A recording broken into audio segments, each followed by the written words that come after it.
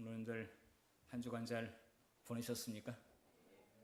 예, 날씨가 이제 완연한 가을 날씨가 되었는데 좀 쌀쌀하기도 합니다.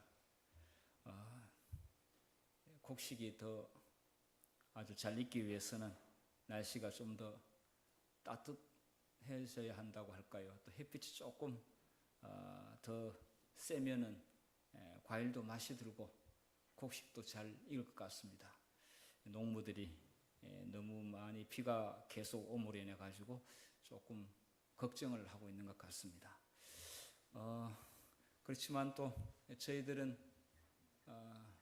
이 가을을 어떻게 잘 의미 있게 보내야 될 것인가에 대해서 또 여러 가지 생각을 많이 하실 텐데, 우리가 매 순간 성령께서 우리에게 말씀하시는 그 음성을 잘 듣고 기쁨으로 순종하게 되면은 멋진 가을을 준비하는 것이라고 생각합니다. 또 우리의 미래도 하나님께서 가장 좋은 길로 인도하시리라고 믿습니다. 자, 오늘 내일 이 다루는 내용 가운데서 좀 핵심적인 부분들을 제가 좀 말씀을 미리 좀 드리겠습니다. 이렇게 제가 그 핵심적인 내용을 다룸으로 인해서 그 교과의 본 중심에서 주제가 벗어나지 않게 가야 된다고 하는 말씀과, 그 다음에 그 핵심 내용에 있어서 정말로 중요한 것들은 반드시 우리가 꼭 기억해야 될 내용, 그런 부분들을 강조하기 위해서 제가 좀 거기에 맞춰서 말씀을 드리겠습니다. 사람들에게 이제 질의응답으로 이렇게 공부를 하지만은 질의응답을 하다 보면은 정말로 그 제한된 시간 가운데서 그 중요한 그 핵심 진리를 이렇게 발견하고 그것을 가지고 나누는 일에 시간이 부족할 수도 있습니다. 제가 오늘 말씀드림으로 인해 가지고 내일 하는데 효율적으로 시간 잘 활용할 수 있기를 바라면서요. 자, 오늘은 왜 하나님께서 싸움을 하시는 일에 매우 적극적이고 공격적일까? 이런 부분에 대해서 좀 말씀을 드리고자 합니다. 하나님은 싸움을 좋아하실까요? 뭐 싸움의 내용이 우리가 이 세상 사람들이 싸우는 싸움하고는 물론 다르지요. 물론 다른데 하나님은 평안을 좋아하시지 이렇게 아주 공격적인 전투를 하는 것을 좋아하실까요? 네. 불가피한 경우 외에는 하나님께서 우리에게 평안을 원하시고 또 우리가 평화를 누리기를 원하십니다. 그렇지만은 싸워야 될 때는 또 싸워야 되는 내용들이 있습니다. 자, 이 제목이 모든 전쟁이 배후에 있는 전쟁. 그러니까 이 세상에서 일어나고 있는 모든 전쟁에 그 전쟁이 전부가 아니라 그 배후에 어떤 전쟁이 있기에 이렇게 이 지상에서도 여러 전쟁들이 일어나고 있는가, 이런 부분을 좀 생각할 수가 있습니다. 자, 본문의 말씀을 일단 읽겠습니다. 여호수아 10장 14절의 말씀 같이 읽겠습니다. 자, 시작. 여호와께서 사람의 목소리를 들으신 이 같은 날은 전에도 없었고 후에도 없었나니 이는 여호와께서 이스라엘을 위하여 싸우셨음이니라. 네, 여호와께서 이스라엘을 위해서 싸우신다. 이 싸운다는 내용이 나와 있습니다. 그러니까 사람이 싸우는 것처럼 보이지만 사실은 하나님이 싸우고 계시고 사람은 안 싸우면은 거의 이깁니다. 그런데 사람이 싸우다가 지는 일들은 많아요. 그런데 성경에 보게 되면은 사람이 안 싸웠는데 실제로 이기는 경우들은 하나님께서 싸우셔가지고 이긴 내용들이 거의 대부분입니다. 자, 처음에 말씀드린 대로 자, 왜 하나님은 싸우시는가?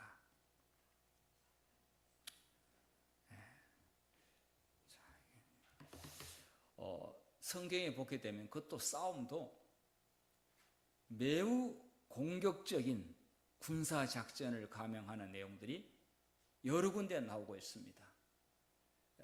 평화를 사랑하는 사람들로 입장에서는 이 전쟁을 한다고 하는 것은 굉장한 두려운 일이지요. 그리고 목숨을 걸어야 되는 일인데 이스라엘 백성들에게도 이런 싸움이 굉장히 자주 일어납니다. 그리고 싸움에 나가야 했었습니다. 자, 그 다음 왜 하나님은 가나안 원주민들을 가차없이 쫓아내라고 하시는가? 좀 사이좋게 지내면 안 될까요?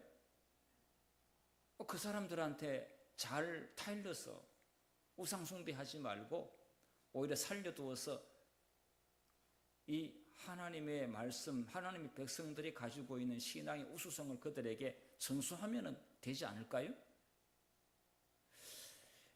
가차없이 아주 섬멸하라고 해요. 섬멸. 아주 남기지 말고 다 죽이라고 했어요. 사람들이 이런 걸 보면서 하나님은 좀 잔인하다라고 이렇게 생각하는 분들이 있습니다. 자, 그 다음에 전쟁을 모르는 이스라엘 백성에게 왜 전쟁을 치르게 하시는가? 전투가 준비가 돼 있거나 아주 고도로 훈련된 군사에게는 전쟁을 안 하면 심심하겠지요. 근데 이스라엘 백성들은 전쟁을 위하여 전혀 준비되지 않았고 전쟁할 줄 모릅니다. 그런데 전쟁을 하나님께서 치르게 했어요. 왜 치르게 했을까? 자, 그 다음에 하나님의 호전적인 모습, 이렇게 아주 적극적인 전투의 모습과 어떤 경우에는 노하기를 더디하시고 인자와 진실이 많으시고 사랑이 무한하신 그런 하나님의 성품하고 이 호전적인 이 싸우는 모습하고는 좀 상치되는 부분이 있지 않습니까? 하나님이 이렇게 이중적인 모습을 보여서 될까요? 어떻게 생각하세요? 자, 그 다음 재림교회에는 이 구원 문제를 선악의 대쟁투의 관점에서 구원을 이해하고 가르칩니다. 그래서 재림교회의 핵심 책이 성경이 물론 1번이겠지만 2번이 대쟁투 총서입니다. 이름만 보더라도 대쟁투, 쟁투라고 하는 것은 싸우는 것이죠. 총서. 그것이 재림교회의 성경 다음으로 아끼는 굉장히 중요한 보석 같은 말씀이지요. 그런데 전체 제목이 쟁투라고 했어요. 그러니까 재림교회에는 이 선악의 대쟁투를 올바로 이해했을 때에 구원 문제도 올바로 이해할 수가 있고 또 필사적인 구원, 막연하고도 그냥 뭐 이렇게 정말 믿기만 하면은 구원 얻는다고 하는 단순한 진리가 전부는 아니라고 또 이렇게 이해하고 있습니다. 틀린 말은 아니지만은 그러나 그것만 가지고는 해결할 수 없는 질문들이 굉장히 많고 그래서 선악의 대쟁투를 공부하고 있습니다. 자, 이런 내용을 오늘 저녁에 100%는 아니더라도 어느 정도 좀 해소할 필요가 있다고 생각합니다. 어느 정도는 답을 좀 우리가 얻을 필요가 있습니다.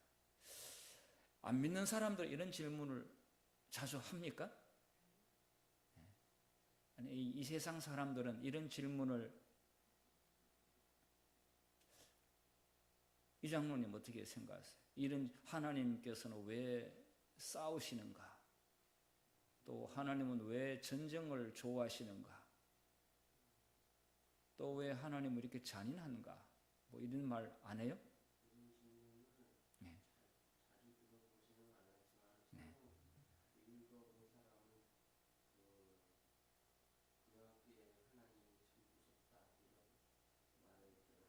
네. 네. 그렇습니다. 성경을 안 읽어본 사람 이런 주제에 대해서 모를 수 있습니다. 그런데 성경을 이렇게 읽어봤지만 아직도 하나님을 만나지 못했거나 구원의 진수를 정확히 이해하지 못한 사람들은 성경 읽어보니까 웬 싸움만 하더라. 성경 보니까 하나님이 너무 무섭다. 또 성경은 왜 하나님께서 이렇게 이중적인 성격을 가지고 계시는가 이런 이야기를 합니다. 자, 그러면 우리가 좀 살펴보도록 하겠습니다. 성경에 하나님은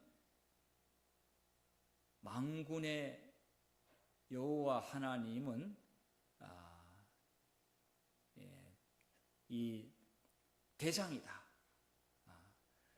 사령관이다, 또 전사다, 또 용사다 이런 표현이 많이 있고 또 지도자에게 그런 일을 명령하는 그런 하나님인 것을 볼 수가 있습니다. 자, 하나님은 전사이시다. 출애굽기 14장 14절에 하나님께서 바로와 대결했습니다. 사실 대결이라고 하는 것은 비등해야 대결이 되는데 싸움의 대결 맞상대는 안 되죠. 그렇지만은 애굽 사람의 입장에서 봤을 때는 이스라엘 백성이 믿는 하나님이 어떤 분이신지 그들이 직접 경험할 필요가 있었습니다. 자, 그래서 애굽에서 나올 때 그리고 출애굽을 해서 이제 지금 홍해를 건너고, 자, 이렇게 바로의 군대가 지금 막 맹추격을 하고 있을 때 너희는 가만히 있으라. 내가 너희를 위해 싸운다. 이렇게 말씀했습니다. 하나님께서 전사로 나타나셔서 하나님의 백성들을 보호하는 것을 볼 수가 있습니다. 여호수아 5장 14절에 나는 여호와의 군대 대장으로 지금 왔느니라. 여기에 여호와의 군대 대장으로 왔다. 누군가가 보냈기 때문에 온 것 같습니다. 여기는 예수님이신데 예수님이 여호수아 앞에 온 겁니다. 자, 군대 대장으로서 왔었다. 이렇게 말씀하고 있습니다. 그러니까 많은 군대를 거느리고 계시는 그 군대의 사령관으로서 오셨다. 이렇게 이야기하고 있습니다. 여호수아 앞에서. 자, 열왕기하 6장 17절에 보면은 두려워하지 말라. 우리와 함께한 자가 그들과 함께한 자보다 많으니라.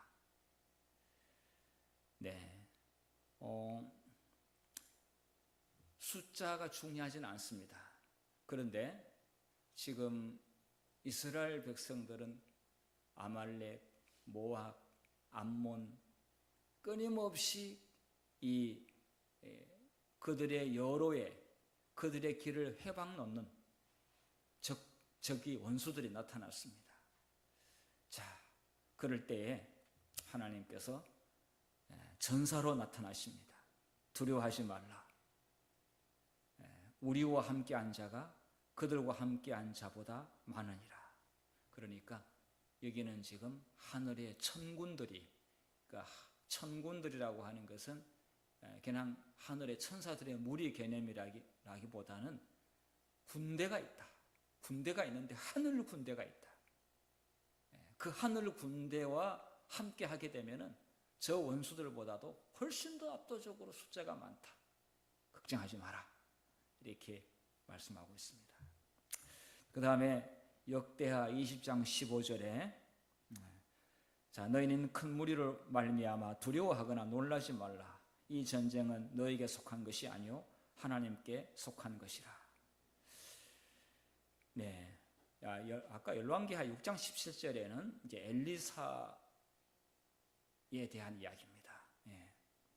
엘리사가 이제 적이 쳐들어왔습니다. 에워쌌습니다, 성을. 그런데 사마리아를 에워쌌는데 하나님께서 걱정하지 말라 이렇게 이야기했습니다. 자, 이렇게 내용들을 보면은 이 전쟁이 우리 인간들이 치르는 전쟁으로 두지 아니하시고 하나님의 백성을 공격하거나 해치는 모든 원수들은 하나님이 나서서 싸우시겠다고 말씀하시는 것을 볼 수가 있습니다. 그리고 그 전쟁은 내게 속한 것이다. 내가 싸워야 될 싸움이다. 예. 참 저희들이 이 땅에서 뭐 작고 큰 투쟁들을 많이 하고 또 여러 가지 어려운 싸움들을 많이 싸웁니다. 예. 뭐 전쟁을 하는 싸움은 아니라 할지라도 이 마음의 갈등과 여러 가지 소용돌이 속에서 우리가 살아가고 있는데, 우리가 싸우려고 하게 될 때 온갖 머리를 정말 궁리를 하면서 어떻게 하면은 대처해낼까라고 고민을 많이 하는데, 오늘 여기서 성경에서 주시는 말씀은 가만히 있어라. 내가 싸운다. 내가 싸워줄 테니까 나만 신뢰하고 내가 너에게 부탁한 명령을 따르기만 한다면 싸움은 반드시 승리하게 될 것이다. 이런 음성을 들었으면 좋겠습니다. 자, 이제부터 성경 가운데서 중요한 몇 가지 전쟁을 제가 좀 나열해 보겠습니다. 그 전쟁을 보면은 그 전쟁의 양상, 그 전쟁의 내용이 어떤 성격인지 알 수 있습니다. 그러면은 나머지 이 땅의 모든 전쟁은 그 전쟁의 부분적인 것에 불과합니다. 지금 이 전쟁 몇 가지를 여러분께 좀 소개하겠습니다. 자, 성경에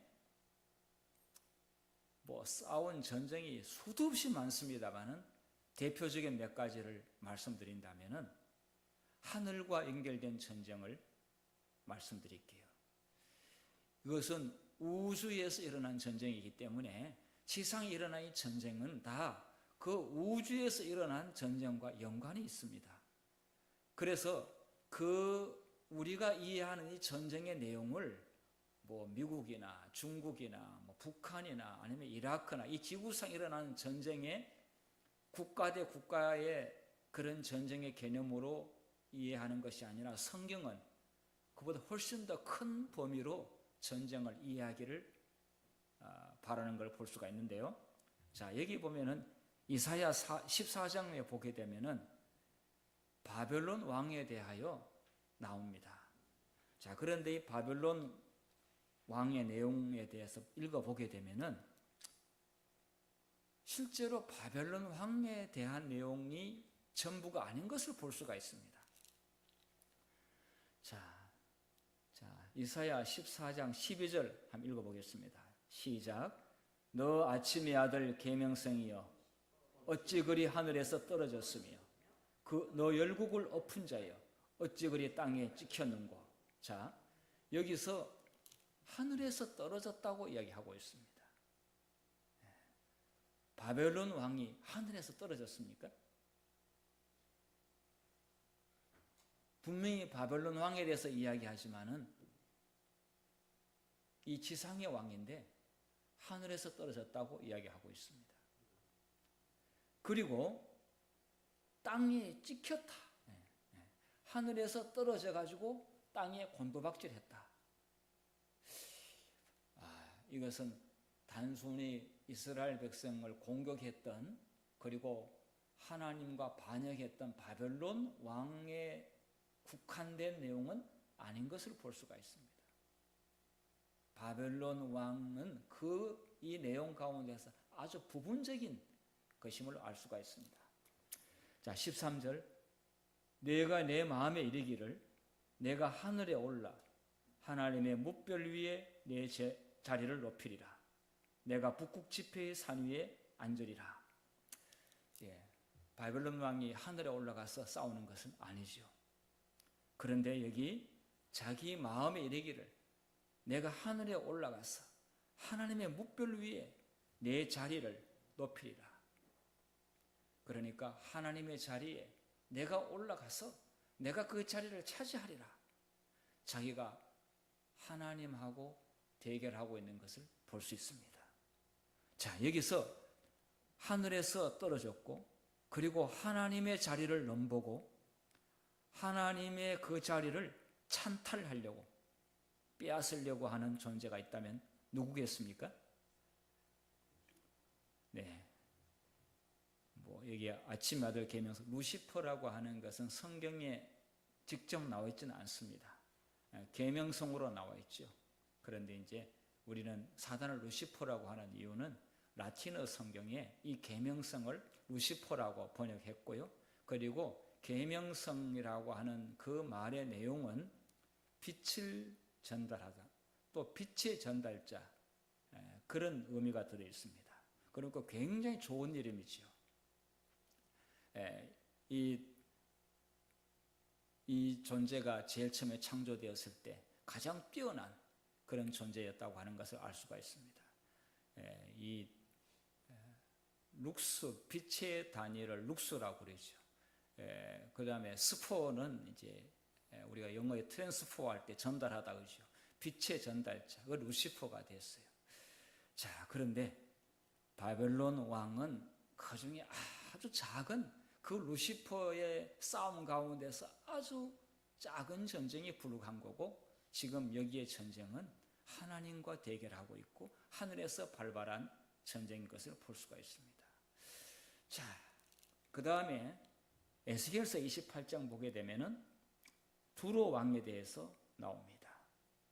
자, 여기에 주 여호와의 말씀에 너는 완전한 도장이었고 지혜가 충족하며 온전히 아름다웠도다. 두로 왕에게 두로 왕이 그렇게 여기에 표현대로 그렇게 뛰어나고 지혜가 충족하고 그 다음에 루시퍼처럼 그렇게 아름다웠고 그렇게 이름을 떨치는 그런 유명한 존재였습니까? 제가 볼 때는 두로 왕이 누군지도 잘 모르겠고 찾으면 나오겠지만은 그때 두로 왕은 돈을 많이 벌었어요. 무역을 해가지고 아주 금은 보화를 많이 거둬들여 가지고 이 마음이 교만했어요. 그리고 세상에 다 부귀영화는 다 누려봤어요. 돈이 많으니까 무역을 해가지고 돈을 많이 벌어들였어요. 자, 그런데 이 두로 왕에 대해서 너는 완전한 도장이었고, 자, 이 완전한 도장이다. 이게 무슨 뜻일까요? 도장이라고 하는 동사는 인을 쳤다, 도장을 찍다 이런데, 이 피조물 가운데서 가장 뛰어나고 가장 절정인 사람에게 완전함에 인을 쳤다, 이런 뜻 같습니다. 너는 완전한 일에 내가 너를 아주 찍었다, 지명했다. 두로 왕이 그만큼 유명합니까? 자, 그 다음에 내가 지음을 받던 날로부터 내 모든 길이 완전하더니 마침내 너에게서 불의가 드러났도다. 이것을 보니까 단순히 두로 왕에 대해서, 개인에 대해서 이야기하는 것이 아님을 볼 수가 있습니다.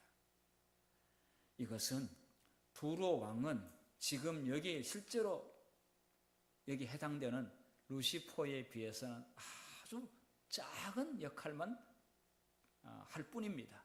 실제로는 사단이었습니다. 자, 그래서 바벨론 왕과 두로 왕의 이 내용을 읽어보니까 지상의 바벨론 왕과 두로 왕은 아닌 것이 분명합니다. 자, 그러면은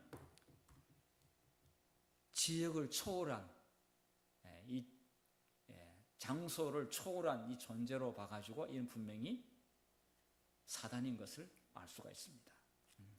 그러나 그 특성은 연결됩니다. 일단 최고였다. 그런데 불의가 드러났다. 그리고 교만했다. 그리고 하나님의 자리를 넘봤다.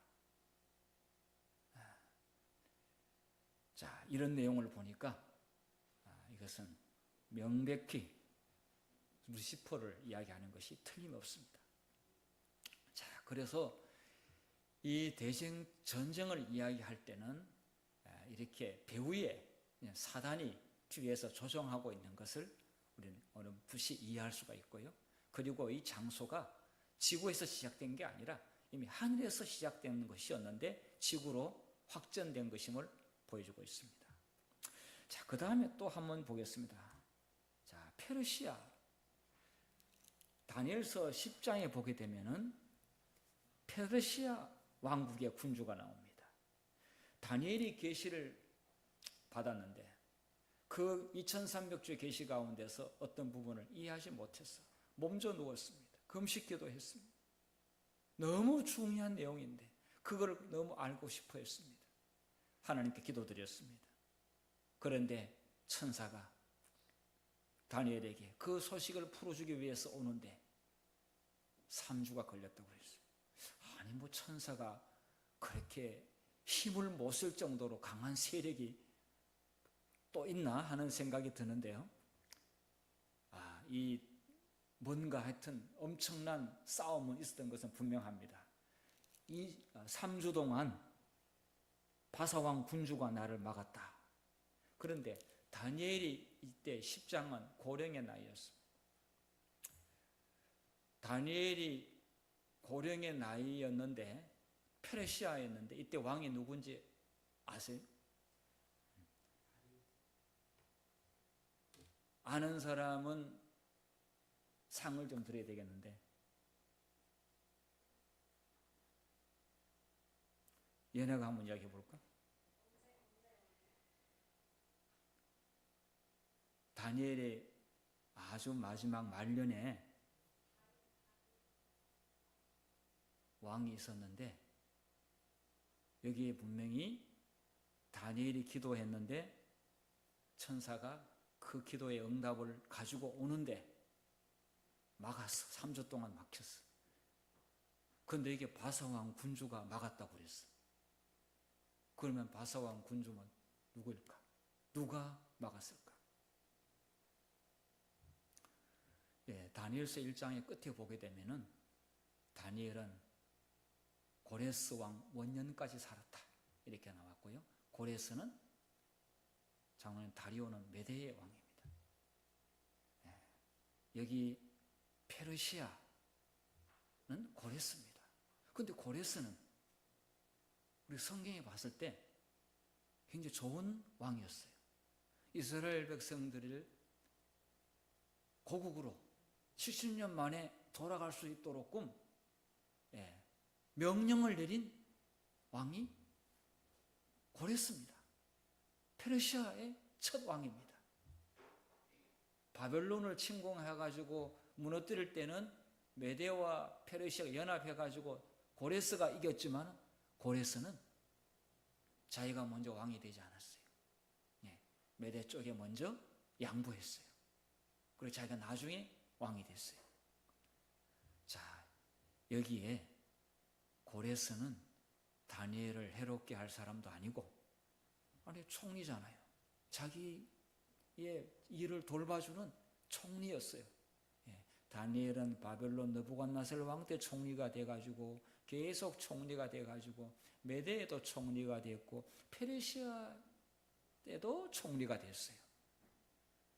그리고 이스라엘 백성들에게 굉장히 호의를 베푼 왕이 고레스 왕입니다. 자, 여기서는 고레스 한 사람을 두고 말하는 것이 아니고 이방 나라 페르시아의 전체의 이 군주들, 왕을 총칭해서 이야기합니다. 그러니까 고레스를 제외하고는 전부 다 좋은 사람이 아니었어요. 이스라엘 백성들에게 호의를 베푸는 자는 그렇게 많지 않았어요. 그래서 여기서 고레스라고 하는 개인을 말하는 것이 아니라 이방 나라의 군주가 사단의 역할을 한 것을 말하고 있는데 그 배후에는 그 일개의 왕이 아무개가 아니고 사단이었음을 여기서 알려주고 있습니다. 사단이 이 다니엘에게 내려오는 너무 중요한 소식을 저지하려고 막으려고 그렇게 해방을 놓았습니다. 다니엘은 왜 빨리 이런 응답이 안 오나 라고 금식기도 했는데 일주일 동안 금식해도 얼마나 힘이 들겠습니까? 3주 동안 금식을 했는데 드디어 천사가 소식을 가지고 와서 70일에 관한 예언을 다니엘에게 알려줍니다. 2300조 전체를 이해할 수 있는 결정적인 키는 70일에 관한 예언을 다니엘에게 알려줘가지고 2300조 전체를 확실하게 이해할 수 있도록 그렇게 이제 하는 일이었습니다. 자, 그래서 여기서도 보니까 이 지상에 싸우는 싸움보다 더 큰 싸움이 지금도 연결돼서 하늘과 지구가 연결되고 있구나. 이 싸움이 이렇게 볼 수가 있습니다. 자, 그 다음에 마지막 시대에 이거는 다니엘의 예언 부분이죠. 예언 부분인데 다니엘서 12장 보게 되면은 그때 내 민족을 호위하는 큰 군주 미가엘이 일어날 것이요 또 환란이 있으리니 이는 개국 이래로 그때까지 없던 환란일 것이며 그때 내 백성 중 책 기록된 모든 자가 구원을 받을 것이라. 여기에 군주 미가엘이 나옵니다. 군대의 주제, 그러니까 총사령관인데 여기에 미가엘이 누구일까요? 네. 자, 상품을 준비 안 해가지고 상품 드릴 게 없어요. 네. 네. 왜 예수님이라고 생각하세요? L자가 들어가서 예수님이라고 생각이 됐어요? 네. 예수님의 이름이 여러 가지, 하나님의 이름도 여러 가지 있듯이 예수님도 여러 가지 이름을 가지고 때로는 임마누엘이기도 하고요. 때로는 미가엘이기도 하고요. 그런데 여기에 미가엘은 전쟁할 때 예수님께서 쓰는 이름입니다. 싸움을 할 때. 그래서 미가엘이라는 말의 뜻이 뭐냐면 누가 하나님과 같으냐. 이 말은 감히 누가 하나님께 싸움을 거느냐. 영어로는 마이클이라고 그래요. 자, 그래서 이 이름을 가지고 항상 우리의 군대 장관 되시는 예수님께서 앞장서서 싸움을 지휘하시고 결과적으로 대군 미가엘 때문에 이깁니다. 이게 다니엘이 미가엘을 불러야 이긴다. 미부에 큰 전쟁이 있는데 이 전쟁에서 이기려면 미가엘을 불러야 한다.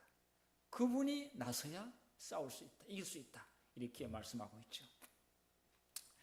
자, 이것을 봤을 때 정말 이 전쟁들이 보면은 양상이 지구에 있었던 전쟁만이 아니고 하늘과 연결된 전쟁이고 그리고 여호와께 속한 전쟁인 것을 알 수가 있습니다.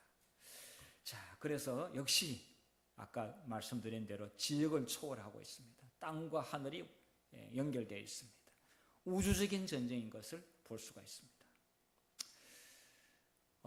그래서 이 지구에 사단이 거점을 차렸기 때문에 이 지구의 소유권 다툼 또 이 지구에 사람을 놓고 벌어지는 이 전쟁은 지금도 치열하게 벌어지고 있습니다. 예수님 오실 때까지 전쟁은 끝이 없이 계속될 것 같습니다. 그런데 정말 중요한 전쟁은 영적인 이 전쟁이 참 큰 전쟁인데 이 전쟁에서 승리하기 위해서는 오히려 하나님께서는 너희는 싸우지 말라 이렇게 하고 오히려 참 역설적인 표현이죠. 우리 보고 싸우러 가자고 우리는 싸우지 말라. 내가 싸울 것이니까 너는 싸우지 말라. 이게 너무 복음이 아니겠습니까? 우리 보고 싸우라고 하지 아니하시고 우리에게는 싸우지 말라. 두려워하지 말라. 내가 다 이길 테니까 걱정하지 말라고 우리에게 오늘 저녁에 이렇게 말씀하시는 우리 군대 장관에게 감사드려야 되겠습니다. 정말 백전백승할 수 있습니다. 자, 그래서 이렇게 요약을 좀 합니다. 자, 이스라엘에서 일어난 전쟁이 성경에 나와 있는 이스라엘 역사 가운데로 나오고 있는 전쟁들이 하늘과 땅의 연결고리 속에서 이해되어야 한다. 하늘에서 시작된 선악의 대쟁투가 이 땅에서 나타납니다. 하나님의 정의와 사랑을 회복하기 위해서는 불가피한 싸움을 싸울 수밖에 없습니다. 율법을 하나님의 정부의 기초를 뿌리째 흔들려고 하는 사단을 좌시할 수가 없어요. 그리고 하나님과 우리 사이 이간시키려고 하는 사단의 거짓말을 그냥 듣고만 있을 수가 없는 것이죠. 그래도 사람들은 그래 하나님이 좀 나타나셔가지고 다 평정하시지 왜 이렇게 싸움을 계속 전쟁을 하게 하시는가, 뭐 이런 점에 대해서는 의문점이 아직도 많이 남아 있습니다. 우리는 하늘에 가서 우리가 다 알지 못하는 부분들을 또 하나님으로부터 직접 들을 수 있을 것입니다만, 우리가 지금 다 아는 것은 아닙니다만, 일단 우리는 우리가 알 수 있고 믿을 수 있는 범위 안에서 일단 우리는 하나님을 신뢰하면서 우리 이 전쟁에 대한 이 중요한 불가피함을 우리는 받아들이고 하나님 편에 서도록끔 노력을 해야 되겠습니다. 하나님의 정의와 사랑을 회복하는 것은 예수님께서 피를 흘려서 값을 지불했습니다. 자, 하나님께서 자신을 목숨을 바쳐서 전투에서 십자가에서 승리를 하셨는데, 그렇기 때문에 이미 이루었기 때문에 우리에게 내가 이미 이겨놓았으니까 십자가만 바라보라고 그렇게 말씀하실 수가 있고요. 실제로 그렇게 될 때 우리는 충분히 승리할 수가 있습니다.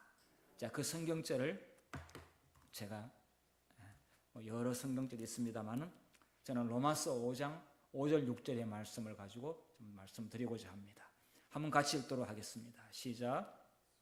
소망을 이유를 부끄럽게 하지 아니함은 우리에게 주신 성령으로 말미암아 하나님의 사랑이 우리 마음에 부은 바 됨이니, 우리가 아직 연약할 때 기약대로 그리스도께서 경건하지 않는 자를 위하여 죽으셨도다. 성령으로 말미암아, 하나님의 성령으로 예수님이 십자가에서 목숨을 바쳤습니다. 그것은 우리가 싸울 필요가 없이 예수님께서 싸우신 것을 분명히 증거하고 있습니다. 우리를 구원하기 위한 하나님의 사랑이 십자가에서 온통 부어졌습니다. 우리는 알지도 못했는데 이제서야 우리가 그 사실을 알게 되었습니다. 그래서 우리는 이미 십자가에서 이겼구나 하는 것을 발견하게 되었습니다. 그래서 우리는 십자가는 우리가 이겼다고 하는 가장 확실한 증표이자 우리의 죄값이 지불되었다고 하는 영수증입니다. 영수증은 우리가 받은 영수증은 우리가 믿음으로 십자가에서 죄를 지불하신 그 예수님을 우리가 믿음으로 영접하는 것이 영수증이 되겠습니다. 그 증거는 우리가 십자가를 지목하여 제시하게 되면은 사단은 할 말을 잃게 될 것입니다. 자, 그 다음 이제 십자가에서 승리했지만은 궁극적으로 종결해야 될 때가 분명히 옵니다. 이 싸움의 종결 부분은 요한계시록 19장 20장에 나오게 되는데요. 19장에 어린 양의 혼인 잔치가 있고 새들의 잔치가 나오지요. 똑같이 잔치가 나오는데 승리한 자들은 혼인 잔치에 참여하지만, 그러나 영원히 잃어버린 바 된 자들은 죽음의 잔치에, 거기에 이제 멸망의 자리에 가게 되죠. 자, 요한계시록 19장 11절 같이 읽겠습니다. 시작. 내가 하늘이 열린 것을 보니 보라, 백마와 그것을 탄 자가 있으니 그 이름은 충신과 진실이다. 그가 공의로 심판하며 싸우더라. 역시 하늘이 열렸다고 말씀하고 있고, 승리의 상징인 백마를 타고 온다고 말씀을 했습니다.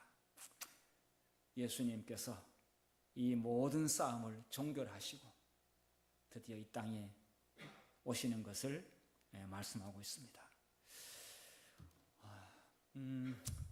이 땅에 일어나는 여러 전쟁에 대해서 우리가 완전히 다 이해할 수는 없다 할지라도 분명히 이 전쟁은 사단이 일으킨 전쟁인 것은 분명합니다.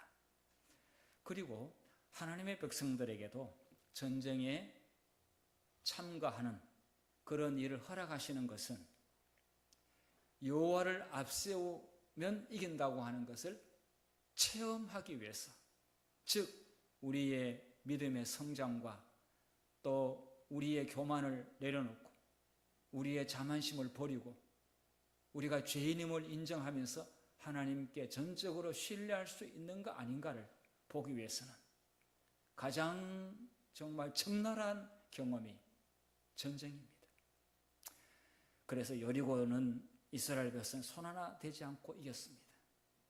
순종했고 믿음으로 했습니다. 그런데 아이성은 엄청난 고생을 하면서 졌습니다.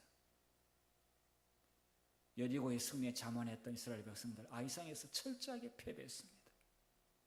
그러니까 전쟁은 원래 이 전쟁터 나가게 되면은 굉장히 조용해집니다.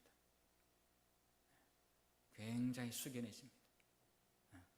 저보고 전쟁했냐고 전쟁을 경험했냐고. 우리 이제 나이 연세가 많이 드신 분들은 6.25 전쟁을 경험을 하셨죠. 저는 전쟁을 경험하지 않았죠, 당연히. 그렇지만은 실전 전쟁에 실전에는 참가한 일이 있습니다. 그러니까 이제 그 당시는 안기부에서 정보가 내려오면은 우리는 밤에 현장으로 출동을 하죠. 그런데 현장으로 출동해서 이제 가면은 굉장히 긴장이 됩니다. 그런데 굉장히 현장은 평화롭습니다. 너무 조용합니다. 그런데 굉장히 긴장되죠. 밤에 이동할 때 아무도 떠들지 않습니다. 가기 전에 대대장이 간첩 한 명 잡으면 얼마 나오고 그 다음에 얼마의 돈을 주고 포상휴가 이런 이야기 하는데 그거 하나도 귀에 안 들어옵니다. 그냥 그거 가지고 간첩 잡으러 가는 것도 아니죠. 굉장히 조용하죠. 전부 다 목욕도 하고 군인의 군복은 수이다 이런 마음으로 출동 준비를 해가지고 실탄 하여튼 잔뜩 가지고 현장으로 가지요. 그런데 마치고 올 때는 아무것도 아닌 것처럼 이거 너무 조용하니까. 그렇지만 가기 전에는 긴장이 되죠. 영적인 전쟁에서 우리가 이길 수 있는 것은 우리의 마음을 조용히 하고 성령의 음성을 들을 때 하나님께서 이길 수 있는 힘, 믿음을 주시리라고 생각합니다. 그리고 하나님의 말씀을 우리가 명상하고 그 말씀을 읽고 말씀을 가지고 기도하면 성령께서 우리와 함께 하십니다. 성령께서 함께 하시게 되면 여호와께서 우리를 위하여 싸우신다는 사실을 확신할 수가 있고 우리는 하나님께 우리의 모든 미래를 맡길 수 있습니다. 앞으로도 우리가 남은 생애 동안 여러 영적 전쟁을 해야 되는데 미가엘 되시는 예수님을 통해서 매일 작고 크고 여러 싸움에서 지지 말고 꼭 승리할 수 있기를 바랍니다.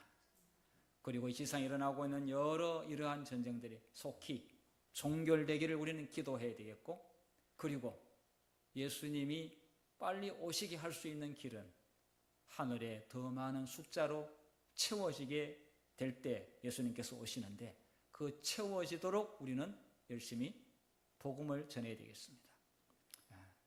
이게 구체적으로 지난번에 십자가 연수하게 될 때 제가 들은 말씀 잊어버리지 않는데 하늘 천사의 3분의 1이 타락했잖아요. 그러니까 하늘의 천사의 숫자가 우리가 셀 수 없을 정도로 많은데 3분의 1이 타락해서 그 자리가 비었는데 지구의 많은 사람들을 하늘나라의 그 빈자리에 채워져야 되는데 아직도 너무 부족하다고 해서 아직도 예수님께서 못 오시고 계십니다. 그 하늘의 빈자리가 채워지게 되면 예수님께서 오시는데 아마 우리는 최선을 다해서 더 자리를 채워서 이 땅의 전쟁을 빨리 종식시키고 평화의 나라, 하늘나라에 모두 들어가게 되시기를 간절히 바라면서 말씀을 마치겠습니다.